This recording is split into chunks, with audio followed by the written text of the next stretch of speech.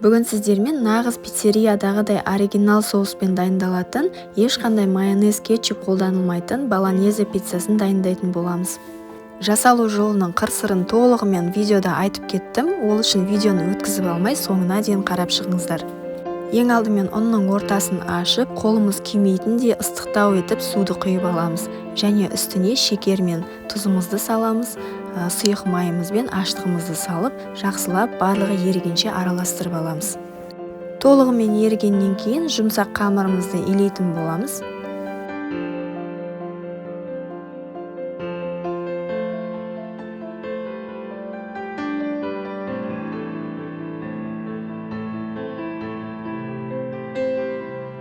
Илеп болған қамырымыздың үстіне сұйық майымыздан кішкене жағып жібереміз. Енді пленкамызға орап 40 минутқа бөлме температурасында көтерілгенше қалдыратын боламыз. Пиццаның соусын дайындауға бізге орташа көлемдегі 2 қызанақ қажет болады. Олардың сырттарын осылай кішкене кесіп жібереміз. Толығымен кеспейміз, тек беткі қабатын кессек жеткілікті. Содан соң үстіне ыстық қайнап тұрған суымызды құйып 5 минутқа қалдырамыз.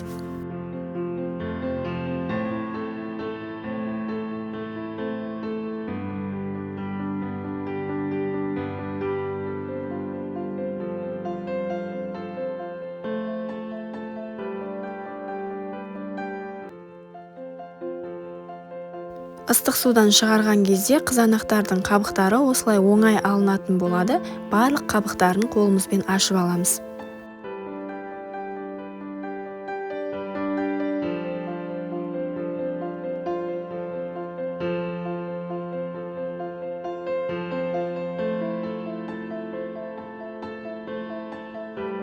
Қызанақтарды ашып болғаннан кейін блендермен езіп аламыз. Енді соусты дайындауға кірісеміз. Тапаға 3 ас қасық сұйық майымызды құйып, бетіне 1 шай қасық осындай орегано деген дәмдеуіштен салып жібереміз. Бұны кез келген дүкендерден таба аласыздар. Негізгі пиццаға өте ерекше дәм беріп тұратын осы орегано дәмдеуші. Одан соң үстіне 1 шай қасық паприкадан салып жіберіп, 30 секундтай араластырамыз. Көп қуырудың қажеті жоқ, негізінен паприка мен ореганоны 30 секунд қуырсақ жеткілікті. Содан соң үстіне қызанақ пенен үккіштен өткізілген 2 бас сарымсағымызды салып жібереміз. Дәміне қарай тұзын салып, тағы да 1 минуттай қуырамыз. Осымен біздің пиццамыздың соусы дайын. Енді 1 бас пиязды майда етіп турап аламыз.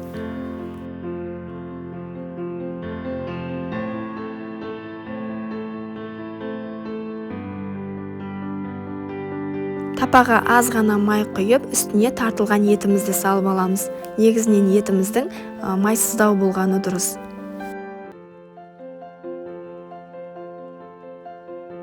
Енді үстіне пияз салып, тағы да жақсылап араластырып қуырамыз.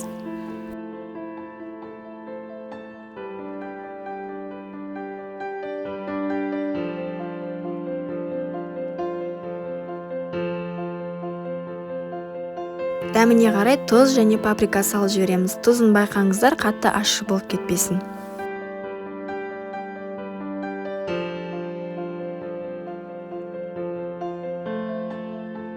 Осылай қызара бастағанда 2 ас қасық дайын соусымыздан қосып жібереміз. Сол кезде біздің салмамыздың да дәмі өте ерекше дәмді болып шығатын болады.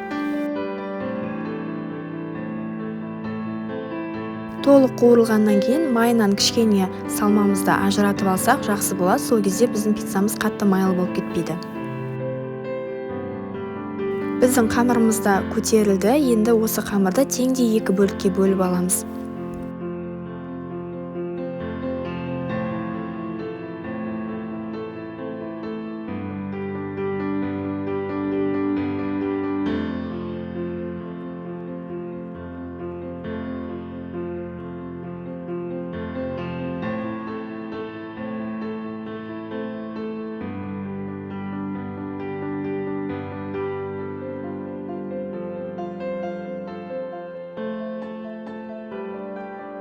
Қамырларды осылай ыдысқа орналастырып, үстіне тағы да сұйық майдан жағып жібереміз. Аралары бір-біріне жабысып қалмас үшін шанышқы қойып қойсақ болады. Тағы да бөлме температурасында 15 минутқа қалдырамыз. Мен пицца үшін осындай Como Country сырын пайдаландым. Негізінде Эмирдің моцарелла деген сыры да өте әдемі үйлеседі. Қамырларымыз тағы да көтерілген соң енді алып жаятын боламыз.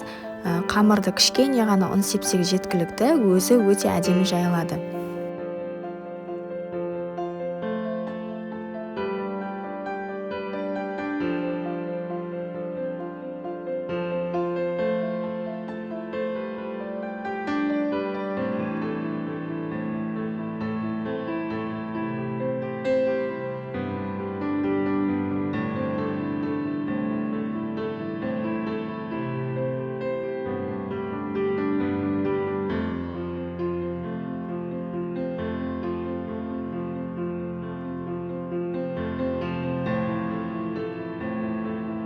Тапаға пергамент қағазын төсеп, үстіне қамырды орналастыратын боламыз. Енді бетіне соусты жағып шығамыз.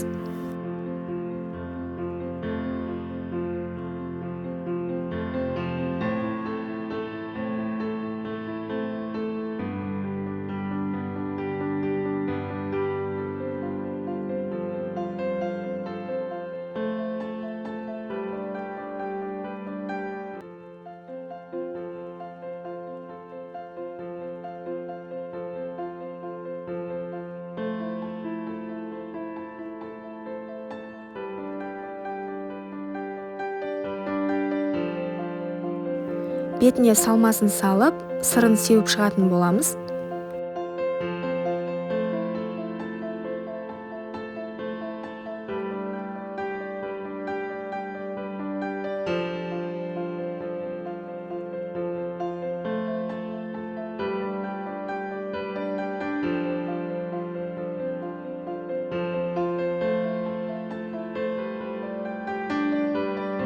Бұл пиццалар өте жоғарғы градуста пісіп шығады. Пешіңіздің ең жоғарғы градусына қойып, қызып тұрған пешке салып, 8 немесе 10 минут аралығына салып алсаңыз жеткілікті.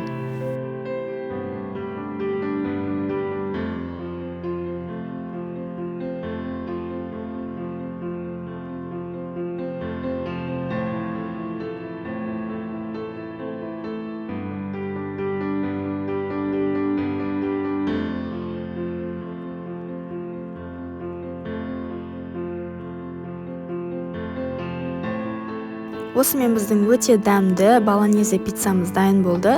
Кафеге бармай-ақ үйде осындай өте дәмді пиццаны жасап жесеңіздер болады. Егер сіздерге менің видеом ұнаса, каналыма тіркеліп кетуді ұмытпаңыздар. Сіздермен бірге болған Әсел. Видеоны соңына дейін қарағандарыңызға рахмет.